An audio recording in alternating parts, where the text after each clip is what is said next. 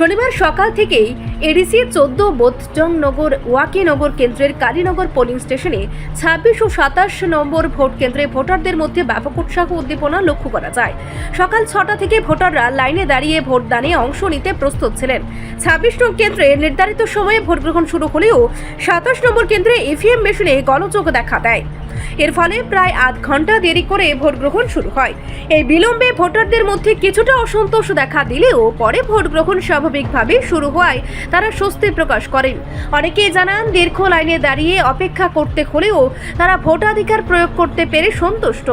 প্রশাসনের পক্ষ থেকে দ্রুত ব্যবস্থা নেওয়ায় ভোট গ্রহণে আর কোনো বিঘ্ন ঘটেনি। ভোটারদের প্রতিক্রিয়ায় উঠে এসেছে গণতান্ত্রিক অধিকার প্রয়োগের জন্য তারা সব ধরনের অসুবিধা মেনে নিতে প্রস্তুত। তবে ইভিএমে গোলযোগের মতো সমস্যাগুলি ভবিষ্যতে যেন না ঘটে সেই ব্যাপারে প্রশাসনের আরও সতর্ক হওয়া উচিত বলে মনে করছেন অনেকেই। সময় আছে তোমরা সকাল 6টা এখন পর্যন্ত মিশিংয়ের ব্যবধানে বসে আছে। মিশিং না বলে নষ্ট হয়ে গেছে, বুট আর বসে না, প্রচণ্ড লোকের গ্যাদারিং হইতেছে। আর আরও তো হইতে পারে, গ্যাদারিং আরও হইতে পারে। এখন পর্যন্ত একজনও কোনো ওয়ার্ডের বুট হয়েছে না। মানে এটার মধ্যে এখনো বুট শুরুই হয়েছে না? বুট শুরু হয়েছে না। কি জানতে পারছো? আমরা জানতে পারছি সকালে মেশিন ডিস্টার্ব আছে, তার জন্য বুট দিতে একটু দেরি হবে, লেট হইব। এটা কোন জায়গা?